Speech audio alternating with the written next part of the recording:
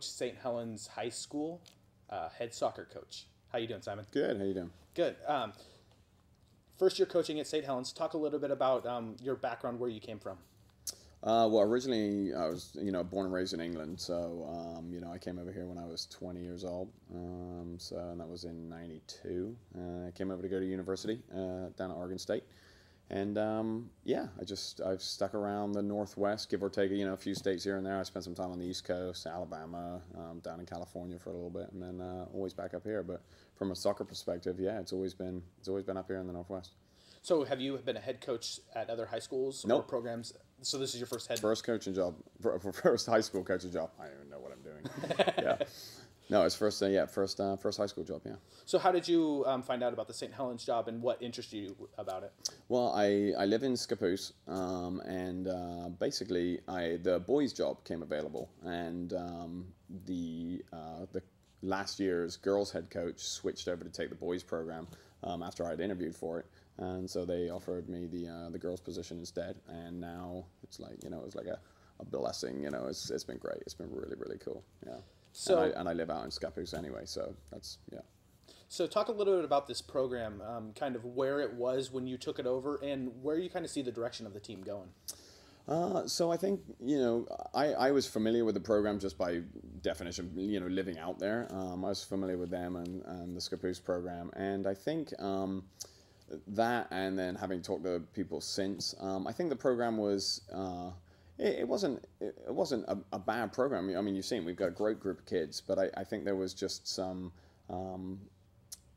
sort of leadership missing, for lack of a better word, and it's not from a player standpoint, but I think just bringing some definition and some recognition to the program, and having just change. I tweaked very few things this year.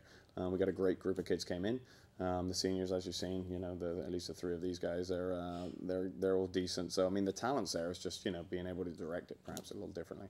So talk about this group of seniors. They've been playing together for a long time. There's six Yeah. of them playing together this year. Yep. Kind of talk a little bit about that group.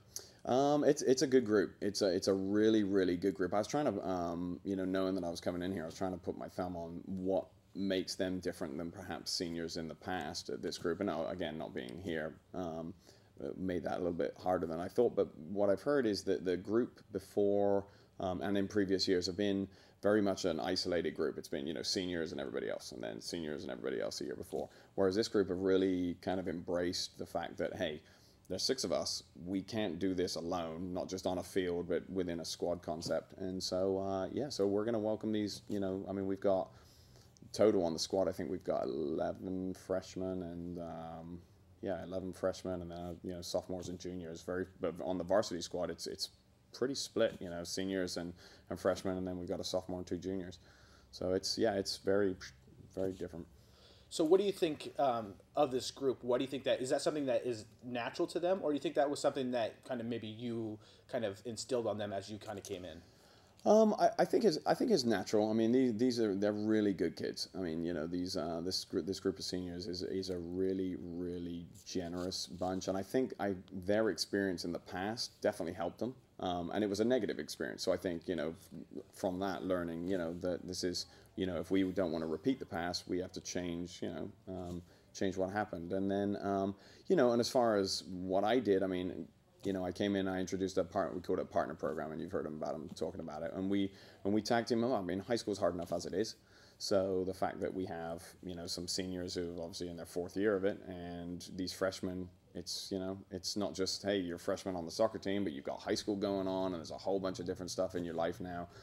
So we wanted to make sure that they were, they had a partner that they could. I think it was Bree who said, I need to know what your grades are. I need to know where you are at practice. We have this thing.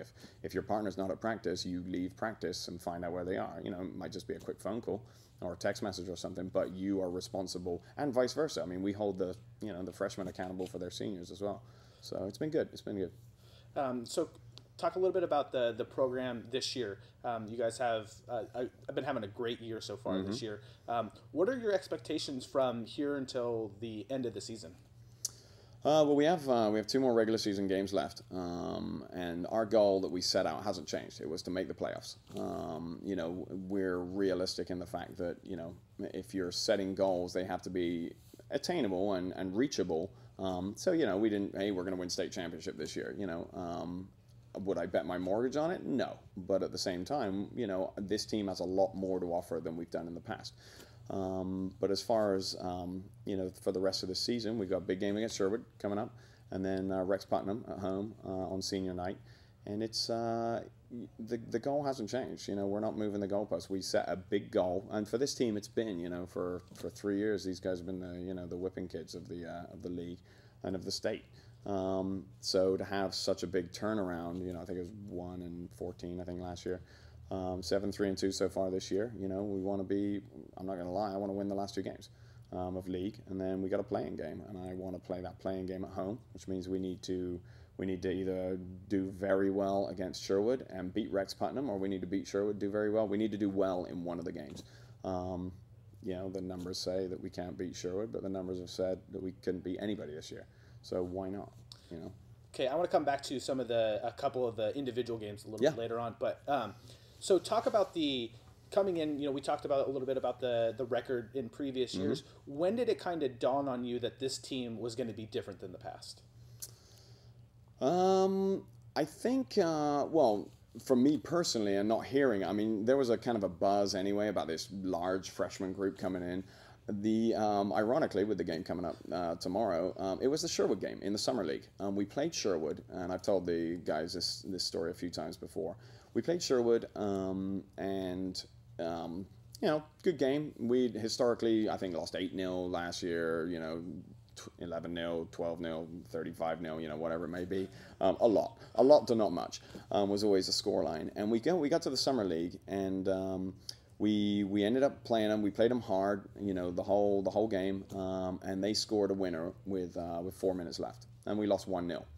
And the big thing for me at that time, and to answer your question about where I noticed it was different, you could see, and we had a split team. We were trying different things out.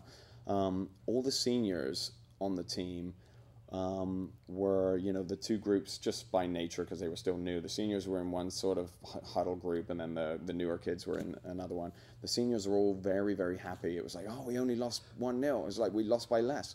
Whereas the freshmen were genuinely pissed off. They were, they were super. Can I say pissed off? Yeah, twice. Sorry.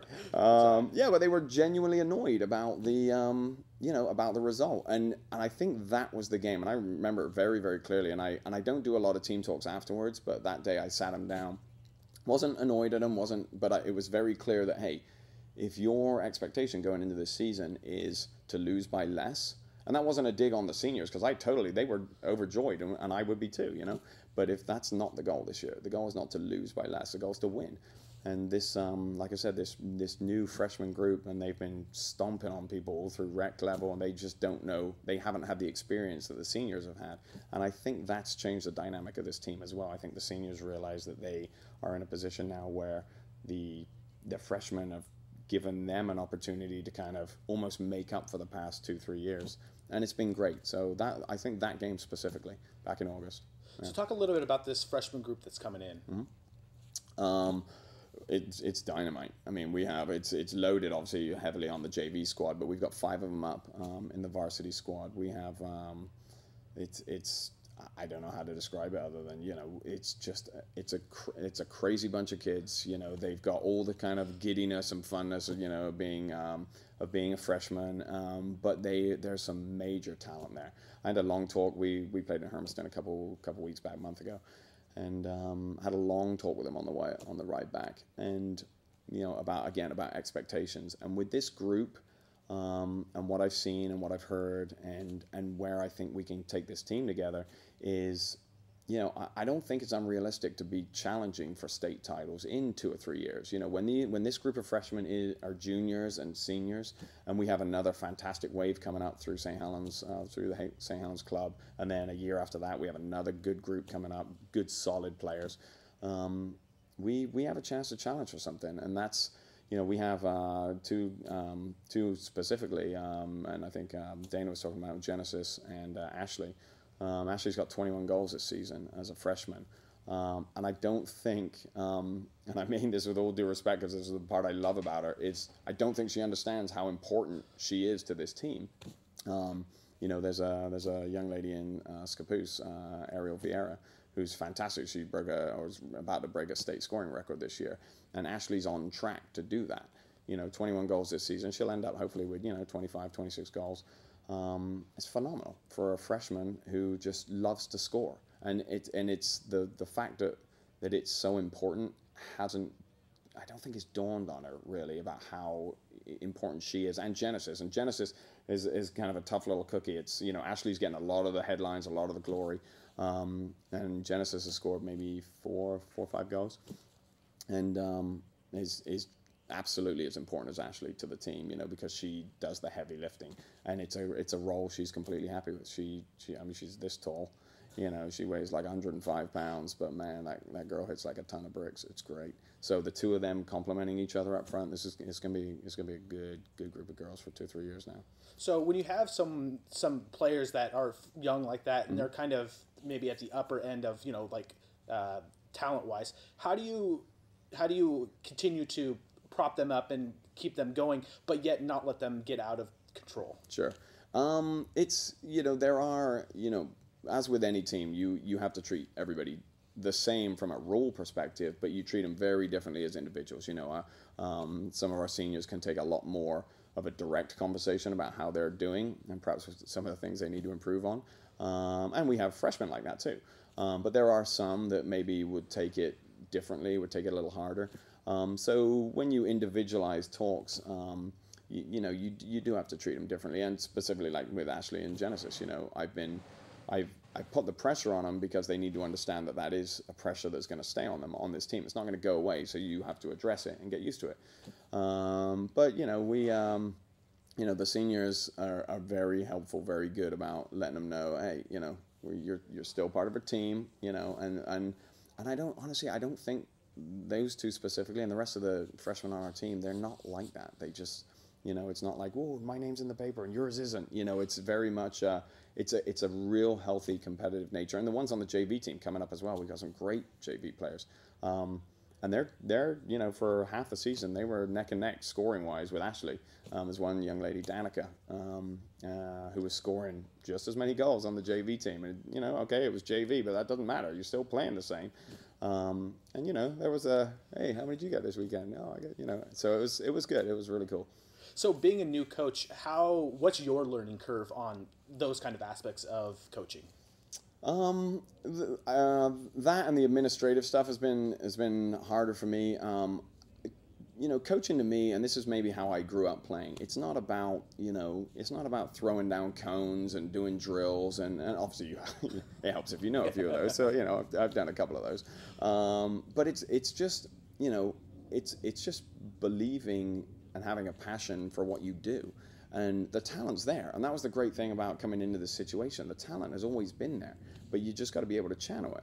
And I'm, like I said, I'm not like reinventing the wheel out in St. Helens, but I think if you take a group of girls that have been kicked around for long enough, and you can get them to believe in themselves and say, look, there's no reason why you can't go out and do this, this, and this. Are we up here? No. We've got a long way to go before we're up here. But if you're content with losing by less, that you're always going to lose by less. So I think as far as me specifically, I just, I love this sport. I live it, and that's, it's like kids growing up with baseball here. It's something that I always had a ball at my feet. I was always, and the success that I've had personally playing soccer has been, I think has come through in my coaching. You just enjoy it, and if you enjoy it, you'll accidentally get better now and again. And that's how it's been. So, kind of go into some of the games that you guys have played recently. Yeah. Yesterday, you guys were out at Sandy. Yep. You guys won 2-1. Kind of talk a little bit about that. I know Bree had a goal in the match. So, kind of talk about like what you're going into that game. It's a tough division opponent. Mm-hmm. Kind of talk about your strategy going into that game. The strategy for the Sandy game was very much based on what happened in the Wilsonville and Liberty game, which we ended up losing both of those games. It was a team on paper that were pretty close to us in the rankings, albeit they were ahead of us. It was also a team that we had traditionally done worse against over the years. But I did something, and I haven't done it before. We had the national anthems, and I had them go over to the parents' side, and I'd arranged with the parents beforehand that they would all come down to the steps. And we've been talking since the Liberty and the Wilsonville game about belief and understanding that you have to believe that you can win if you're gonna win. And it's a little cliched at the same time, but it's also, but if you don't, you won't win. If you really have that mentality, and like I said, that's where Wilsonville and Liberty came in, because you could tell we went 1-0 up against Liberty. Second half, it was 0-0 at half. We went up 1-0 pretty quick in, 2-3 minutes in. And then they clawed one back, deserved. And then they got a second goal, and you could see the body language, and of the seniors specifically, you could see the body language just like, here we go. All right, it's Liberty. It's 2-1. This is to script. We're supposed to lose these games. And it was the first kind of chink I'd seen in the armor of our seniors specifically. The freshmen, and it wasn't a lack of effort, it wasn't a lack of fighting, but you could just tell from the body language, like, all right, it's supposed to be like this. So this time, before the Sandy game, we had them go over to the seniors, over to the senior parents and the varsity parents, and just basically talk to them about, if we're going to do anything in these last 3 games, you have to believe that you can do it. And I had some statistics that showed, accurately so, we'd scored more goals. Our record was better. The only thing we weren't doing as good as them was in the rankings and goals against. We had more seniors playing. We had, against similar opponents, we'd beaten them by more. So it's even like, hey, look, statistically, you can even beat these guys. But if it's not in here, you won't win. And I think, not taking credit for that win, but I think that having them believe that it didn't happen. We went 1-0 up, we went 2-0 up, and then they scored one back, and nobody stopped. And it was so cool. It was so cool from the sideline. I mean, I was pacing up and down, and it was really cool. I think that was the game I've been the proudest of the seniors. So that kind of like outside the box thinking of, bringing parents and players together and having a talk like that, where does that come from? It was just, honestly, it was an idea I had. Sadly, I think about this team 24/7. I'm either on, researching other teams, or I'm trying to search YouTube for clips of other teams playing. So the Rex Putnam video, I was like, all right, well, watch that as well. And it was, it just, I was just driving in getting ready to leave the house, and I started to drive in, and I was updating our page to let the parents know. I just thought, what? I believe in them, and it sort of sounds almost like some sort of really sad Hollywood movie, but it's like I believed in them, and their parents, it was evident that they believed in them, and it was youth night as well. So we had like 300 people say in the crowd, and I was like, it doesn't matter what I say, it doesn't matter what they say, anybody. If these 11 guys don't believe it, they're not going to get it done. So yeah, just kind of was like, hey, well, if I believe and they believe, maybe we'll get together and we'll just yell at them enough and they will believe. So, and maybe it worked, maybe that was it. I'll take full credit for it. Yep, it's done. It was all me. I won. Yeah. So talking about, you're dealing with high school girls, age 15, 18-year-old. Kind of talk about the emotional aspect of dealing with the girls in that age group. That's a lot of change going on in their lives outside, dealing with boys and grades and all those kind of things. What is that like, having to deal with that emotional swing that can sometimes happen? Well, I have this weekend I'll have a 12-year-old daughter. So I'm starting to see some of that at home too. It's, you know what, it's cool. It's something that there is more emotion probably than running a boys team, let's say.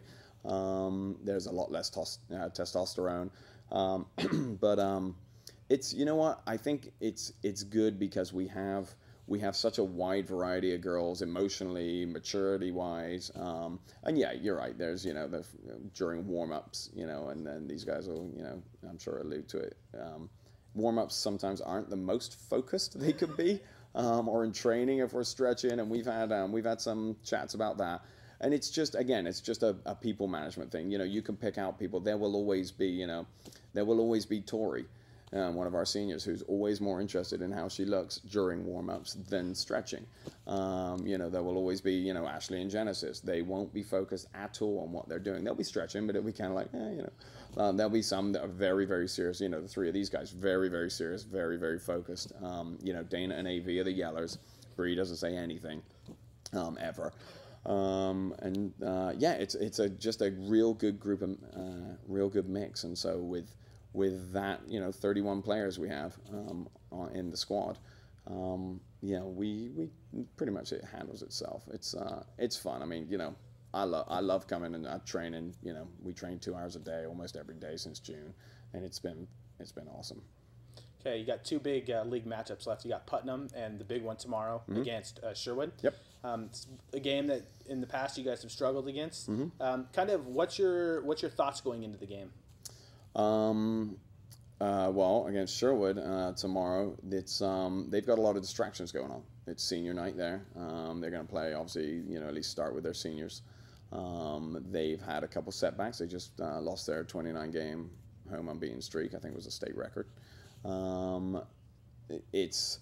It'd be stupid of us to go in and say, oh yeah, this is going to be a really bad Sherwood team.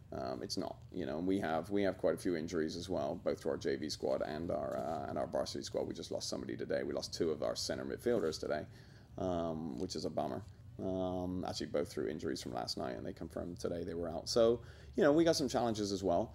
But it's the same every year. It's like, why not? This is Sherwood, I think, above any other team for this group, and especially the group of seniors. This is their boogie team. They can't beat Sherwood. They will never beat Sherwood. It's like some unattainable goal. And to be fair, Sherwood have stomped all over these guys for years, as they have most other teams. So why not? Again, would I bet everything I had on us coming out? We had a very honest talk in training about a week ago. We're not going to win this game 4-0. It's not going to be a blowout on our part. We need to have the game of our lives, and they need to have a few players having an off game. And if that happens, yeah, we can do this. If they play their absolute best game and we play our absolute best game where we're at, matched evenly, and again, long-term plan, no, it's going to be a fight, and it's going to be we're going to struggle. But this team this year, I think, is it's different. They, these girls, and especially as there's 2 games left now, they're very conscious of the fact that, all right, this is our last chance for the 6 seniors at least. This is our last chance to get some back at Sherwood. And yeah, again, why couldn't we? You look at all the statistics, and again, all the statistics, all of this year versus last year, we shouldn't have lost it. We shouldn't have won a single game this year. Apart from I think it was Roosevelt, whoever we beat last year. That was the only game we should have won this year. But we've won 7 so far, and we've been in the two that we lost, we deserved to lose, and the other we should have done better at. So our record stands as itself, and again, same deal. It's not me out on the field, and these girls, I think, have it this year. It's going to be a good game. So do you have anything planned for pregame that you think is going to help them, or do you think that you've kind of given them what they need already? No, I think I want to see them focused. We have a large contingent coming down to Sherwood. I have actually quite a few friends in Sherwood who are going to be coming to the game as well, which will be cool. Not supporting us, but that'd be nice. It's I don't think. I think this will be one of the games where I don't have to motivate these girls for this game specifically. And again, especially the seniors, I don't need to take care of that. They know what's at stake here. And again, we've come this far, and I think this, especially from last night's game against Sandy, and then obviously senior night against Rex Putnam, they take care of themselves from now on. This is it. I'm just gonna sit back in my camp chair and do nothing.